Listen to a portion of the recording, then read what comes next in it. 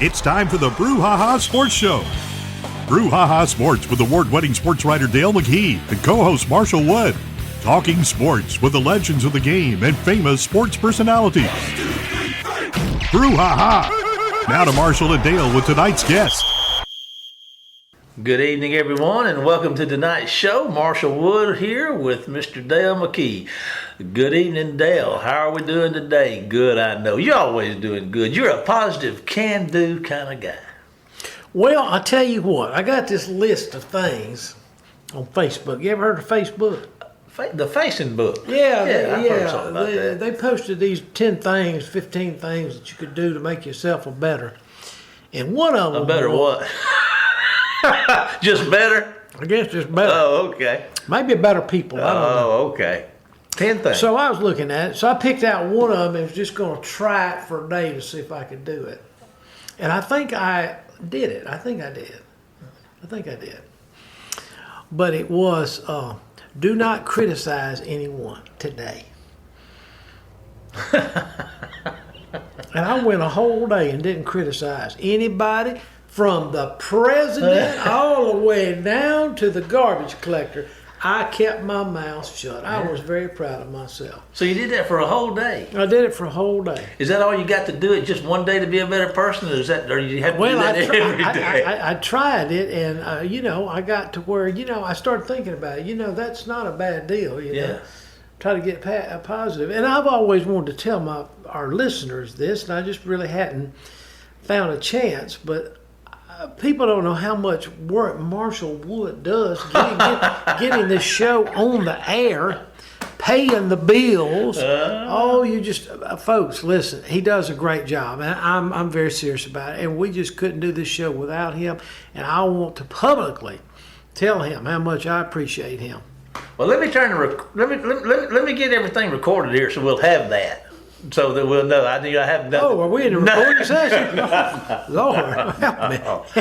Well, now that's mighty kind. You're very generous as always. And not only is that part of the things you read about being so you've taken it to another level. You were going to be a better person, but not criticizing. But now you're accommodating. You're encouraging. Yeah, I think as you age, is that a good word for it? Yeah, that's a good word for it. I think you mellow out. Yeah. I know my dad did, and that was surprising because I remember all them belt. Get in there! I got my belt out here. He kind of mellowed, especially with my sisters. That belt didn't come off very often. So. Well, you're Lone Ranger and I'm Tonto. Let's see. I'm the masked man. Let's see here. Let's see. You're Batman and I'm Robin. How about that? I'd rather be Superman. You'd be Superman? Oh, man. Well, I ain't going to be Lois Lane, so you can forget that. You can forget that. My hypocrisies will only go so far. But anyway, Dale, I'm looking at your sideline. Appreciate that word of encouragement. We all need encouragement. We do. And I appreciate that. That's mighty nice of you. I, again, start off my week every week, looking at the sideline view. And, I put this on my Facebook page, and I get people saying, man, you're doing a real good job of that sideline view. And I was like, well, it ain't me, but I'll take the credit for it. But anyway, I get to talk about it on the Brouhaha, and I'm sitting here, and I'm looking at it, and we're talking about some preseason stuff we're looking at with the SEC. And, I think there's a big surprise in there. Alabama's picked to win the SEC West. I'm shocked. Well, the Tide has been picked to win the SEC championship for the last 7 years in a row. Yeah. So does that surprise you? No, it really doesn't. It's hard to bet. It's hard to pick against them. And they actually won the SEC last year. Yeah. They just didn't win the big one. Oh, that's true. Good point. Good point. It's true, So, but anyway, Georgia and them, they have a big gap between first and second SEC. Yeah. It's a big gap. It's probably going to be bigger, too, considering the fact that LSU certainly has been a threat through the years. But I'm anxious to see how they're going to do. I don't think they're not catching a lot of love in the polls as far as I can see. Let's see where you had LSU. No, I didn't have them. That was what the SEC media. Okay, well, the media's got them down here. They got Alabama, A&M, Arkansas, Ole Miss, and LSU. So LSU is a team that's won national championship in the last 3 or 4 years. They're typically a powerhouse in the SEC West. It's going to be, Alabama's always at the top, but it's going to be interesting to see because there's down there below that number one spot. There's some certainly interesting possibilities. I kind of disagree to a certain degree with the poll.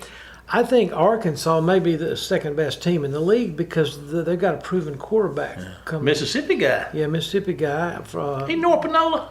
Yeah, I believe he is. He's from, his name's Jefferson, isn't it? Yeah, Jefferson. KJ Jefferson. Good He's looking, a big guy. Good. I mean, Man. Ole Miss beat him last year like 52-50, and he scored 50 for Arkansas if he scored one.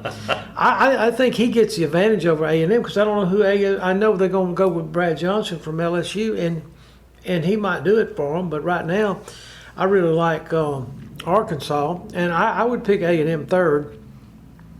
Then it kind of gets jumbled. Okay, I don't know who the quarterback is at Auburn.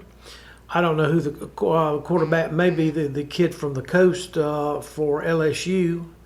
Miles Brennan. Yeah, I think it's his to lose. Yeah, it's his from okay, and we're still not sure about the Ole Miss quarterback. And Ole Miss quarterback may not be decided until October when they actually get into the conference schedule.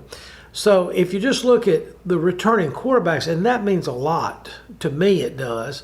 And I'm just saying right now, if you got Alabama with a great quarterback, Arkansas, I think has got a really fine quarterback. I think Mississippi State's got a really fine quarterback. And Mississippi State's kind of the dark horse. Mm-hmm. They could actually go 5-7, or they could go 9-3, but they got a murderous schedule. We talked to Lindsey Hall last week, and we were discussing their schedule. You got the SEC West teams, and then you got the best two teams in the East. Yeah. And that's 8 tough games. Mm-hmm. And, and they're going to surprise somebody, Mississippi State, because they did last year. Yeah. And I think they're going to surprise a couple people, and then they're going to probably lose to a couple teams that they're not supposed to lose to.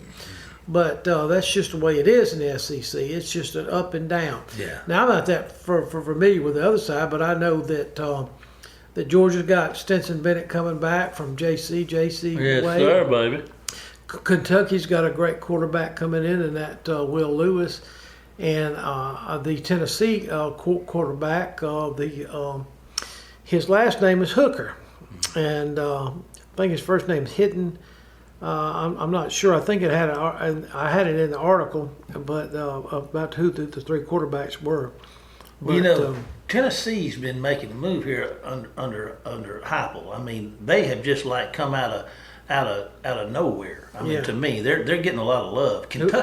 Tennessee is, and then Kentucky. You watch them. Historically, they're non-existent in football, but over the course, since Stoops got there, man, they've been getting better and better and better every year. And you see them, they catching love in the polls, moving up on the top of that east side right there with Georgia. Mm-hmm. So that's good for the league, I think. It is. And but anyway, we digress.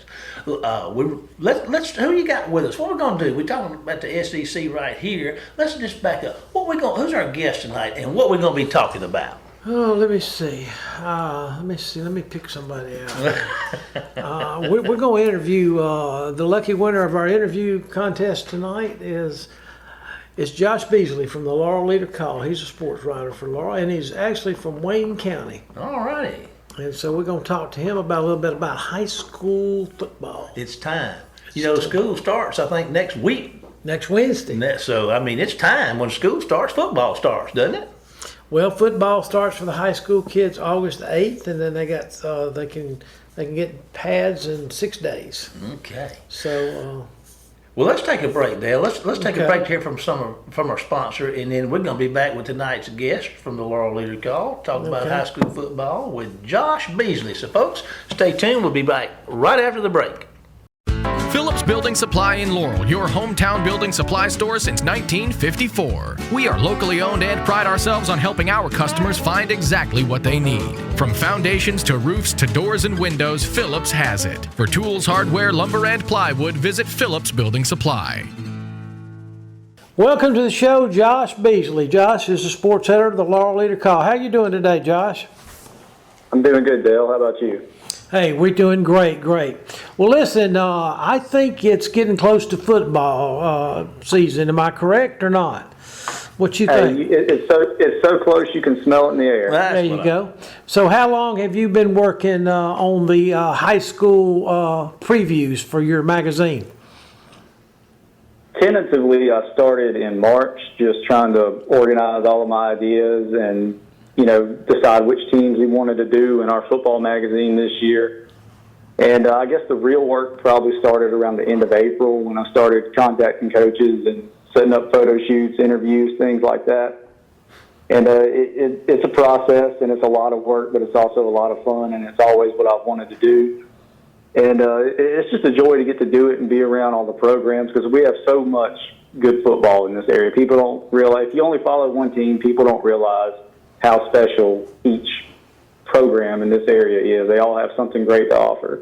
So it's been a lot of fun. Great. Oh, well, what are some of the teams that you cover in your paper's coverage?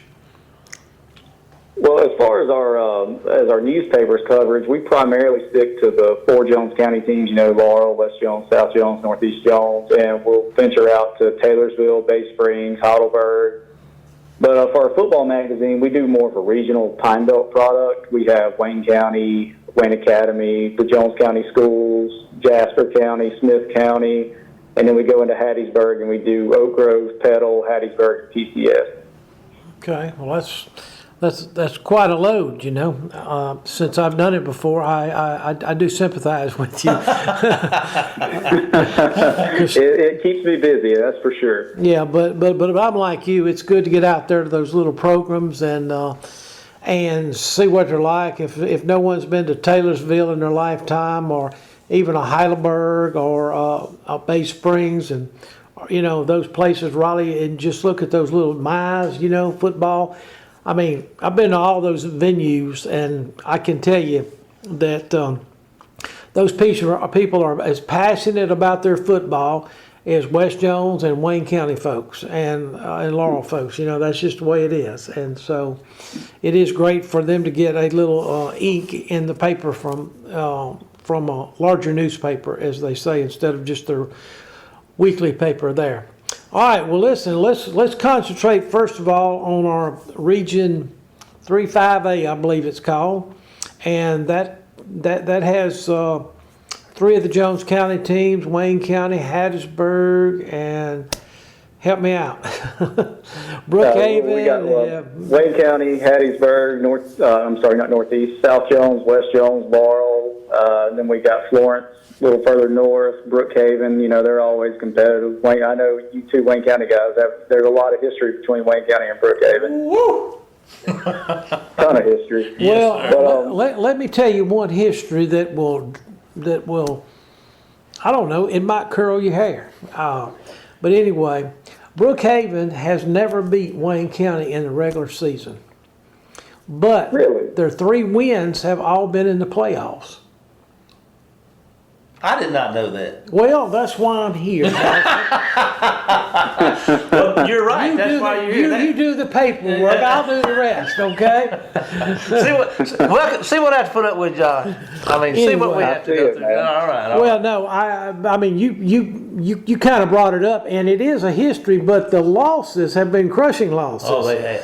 Like in, I think it was 04, Wayne County was like 12-0, and went over to Brookhaven, got beaten overtime by a guy named Jimmy Johns. I think he opened a sandwich restaurant after that, or something like that. But anyway, I remember that, and of course, now last year's game over here in Wayne County was a thriller. It went 14-13 in overtime, and wasn't it overtime? I believe it did. They ended up 20-14, or something like that. Yeah. But it was a rock'em sock'em ball game, and Brookhaven had a very physical football team that night. All right, well, just tell us about your, who you think will be the stronger teams. I know it's kind of early in the season to really pick out a winner until they play a couple games and see what everybody has as far as experience-wise and people they're counting on moving up from the JV or the freshman class. So just kind of run down each school for us, and you pick them ever how you want to pick them, Well, from everything I can gather, it's going to be a lot like it was last year. Right until the last week of the season, we had 5 teams playing for 4 playoff spots. And I really do think it's going to be the same thing this year. But if you want my honest opinion, and this is no knock on any of the teams that I cover, in Jones County, because they're all great too. But I haven't been more impressed by anybody than the time that I spent around Wayne County this year. What Coach Hankins has going on over there is, it's really special, and you can just feel the energy when you're there, when you hear him talk to his players, the way the players act. Yeah, if I had to pick a favorite to win the region right now, I would probably go with Wayne County, and that's going to surprise a lot of people, because if you look at I follow a lot of the statewide prep polls and everything, and if you look at the top 5 and 5A preseason wise, I haven't seen anybody mention Wayne County, in the top 5 or honorable mention, and I think that's a big mistake, because the talent's never left Wayne County, and now that they have a top-tier coach like Jack Hankins, I think that they're going to be a force to be reckoned with, not only this year, but for years down the road. Beyond them, Laurel returns a lot. They're just like Wayne County, always athletic, well-coached. West Jones, we all know what Scott Pearson does there, and they do things the right way, and they always have athletes as well. And then 2 through 4 for me, it's a toss-up, really, because everybody knows about Hattiesburg, too, and they have Tobias Hinton, and they bring back, I think, 16 or 17 starters. So, it's going to be a dogfight in 3-5A again. They call it the SEC of high school football for a reason. Yeah. Yes, it's a good battle, but I agree with you. I think it'll come down to the last couple of weeks of the season again, and you'll have somebody sitting at home that's probably deserves to be in the playoffs, because it is that physical, I guess, greatness of the league itself. And I think it gets them ready for the playoffs. Of course, there's that team South down on 59 that everybody kind of is looking at too, with those 2 great running backs, and the Picayune Maroon Tide, and that's another big interesting games between Wayne County and somebody over the years. They've had some great ones over here and down there too.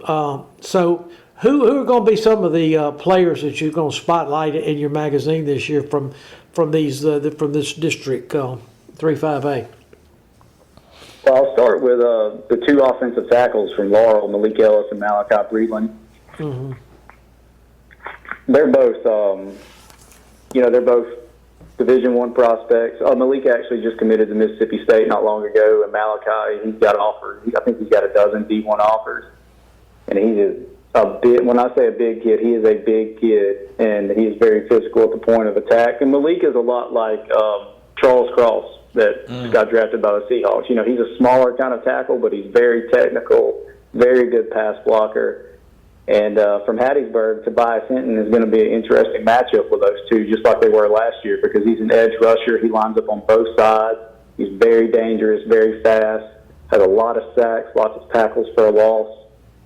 From Wayne County, I think Carter Hankins is going to be, I haven't seen him listed in any of the preseason quarterbacks to watch from any media site, but I think that he's going to be one of the better quarterbacks in 5A, if not the best quarterback in 5A.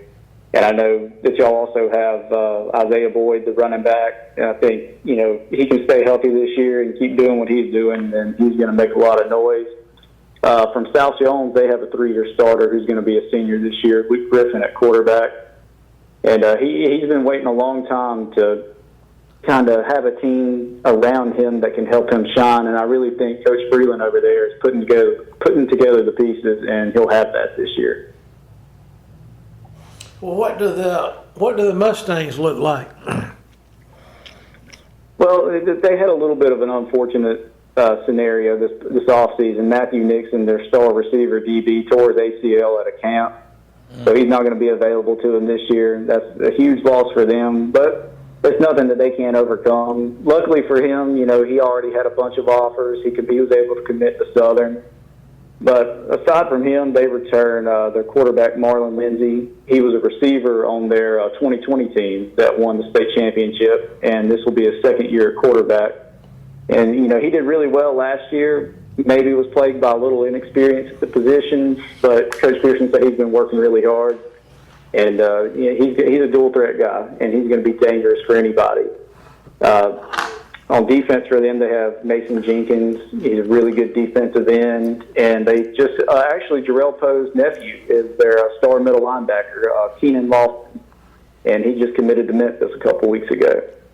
And so, Mustangs always have talent, and they're going to be right in the thick of things at the end of the season, too. I was looking, I heard you got on Laurel, and I was looking around, and I've seen some other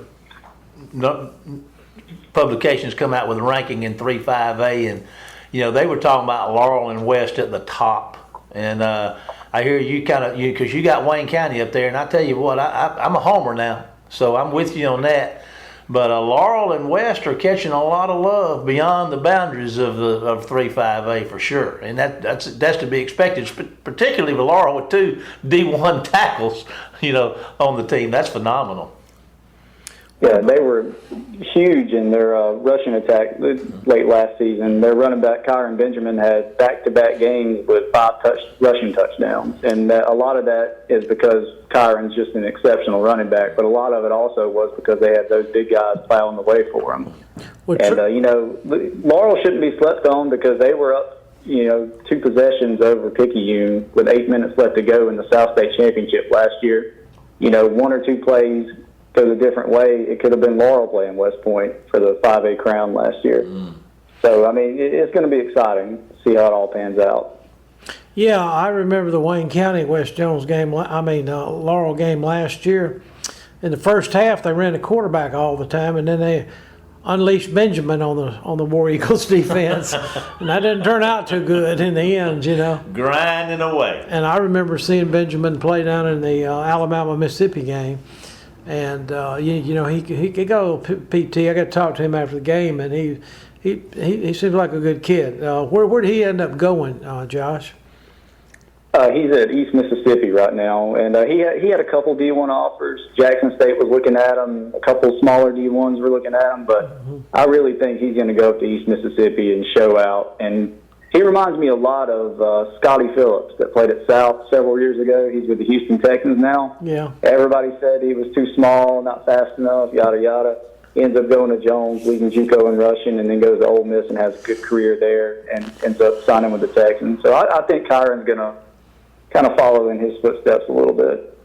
Yeah, Scotty was a good high school running back for sure, and shined at Ole Miss when he got the chance, and I'm glad he's out there with the Texans. I know a lot of his kinfolk back from the day, and the Phillipses from down there around Ellisville.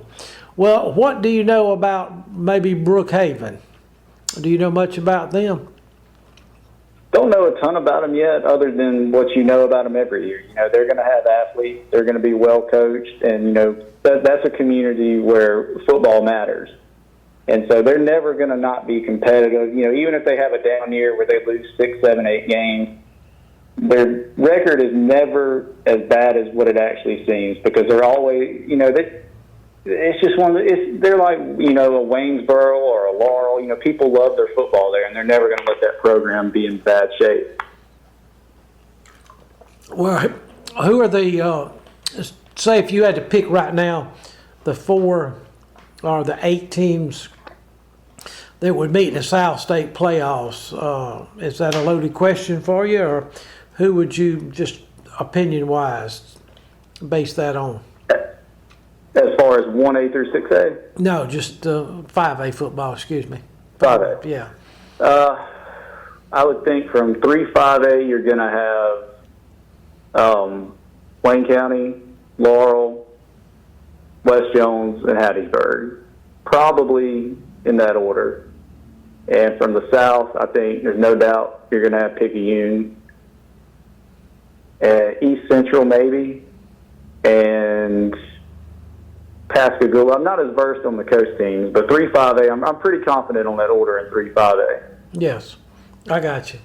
All right, well, tell us statewide, who do you think some of the stronger teams are in any class? You can start with 6 and go to 5, 4, 3, 2, and 1 if you want to.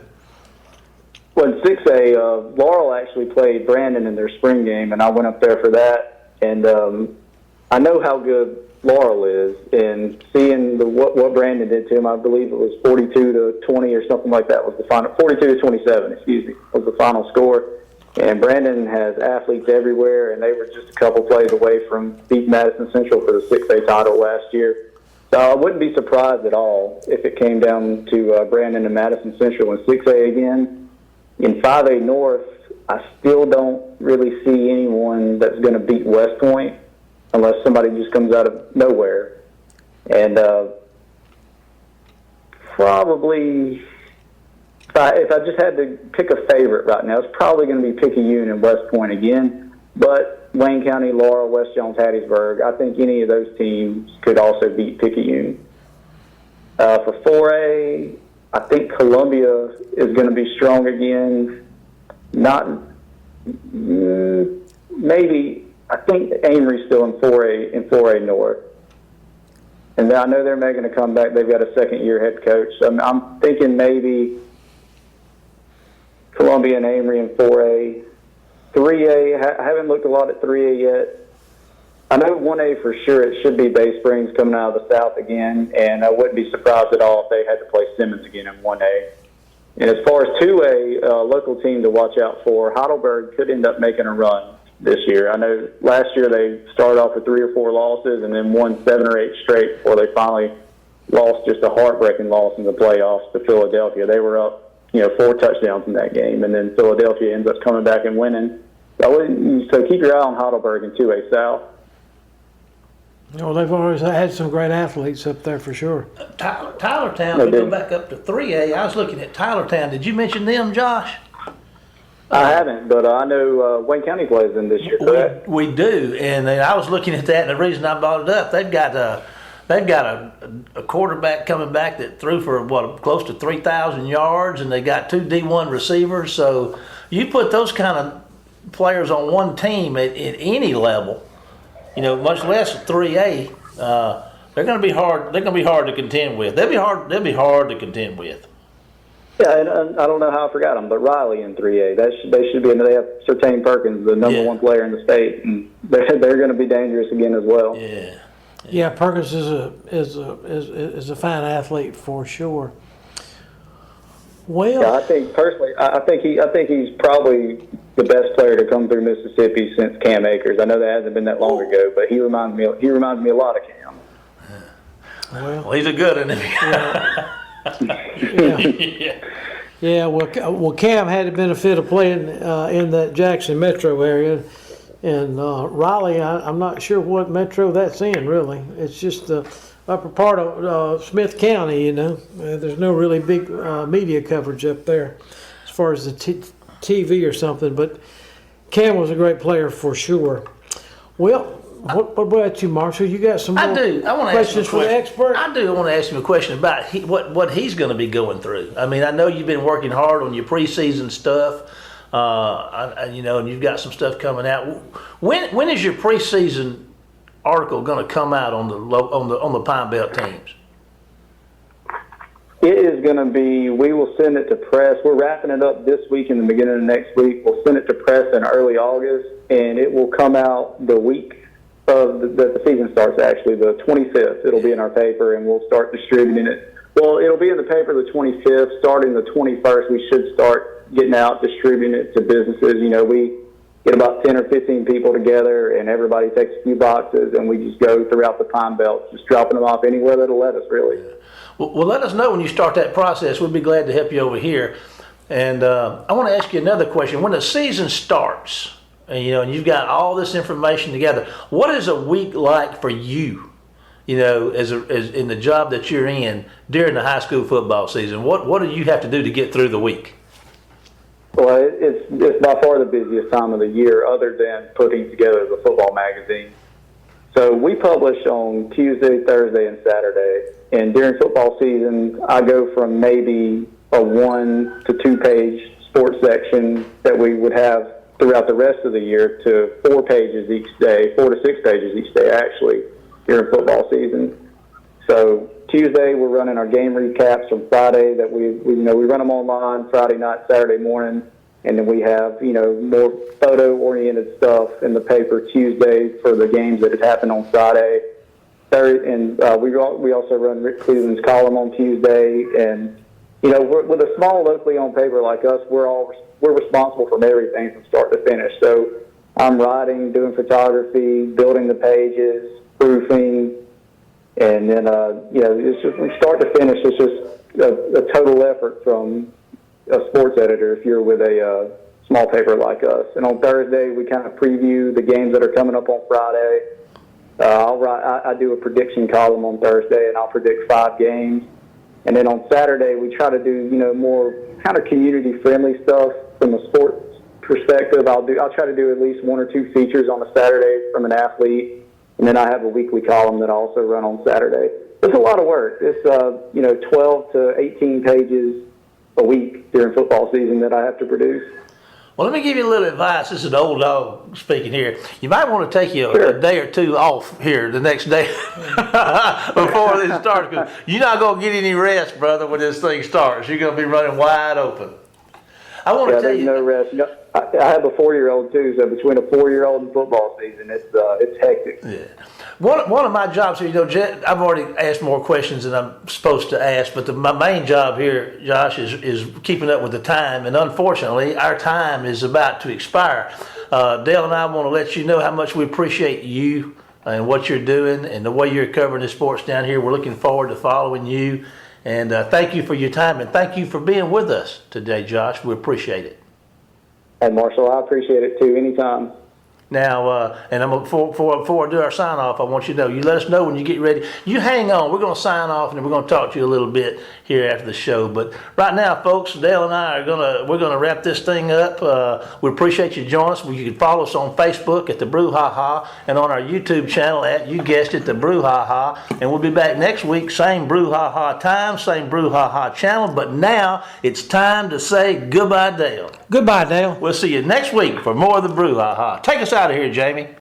Phillips Building Supply in Laurel, your hometown building supply store since 1954. We are locally owned and pride ourselves on helping our customers find exactly what they need. From foundations to roofs to doors and windows, Phillips has it. For tools, hardware, lumber, and plywood, visit Phillips Building Supply. You've been listening to the Brouhaha with Dale McKee and Marshall Wood. Heard Tuesday evening, 6 p.m. on WABO. For more of the Brouhaha, follow us during the week on Facebook and WABO.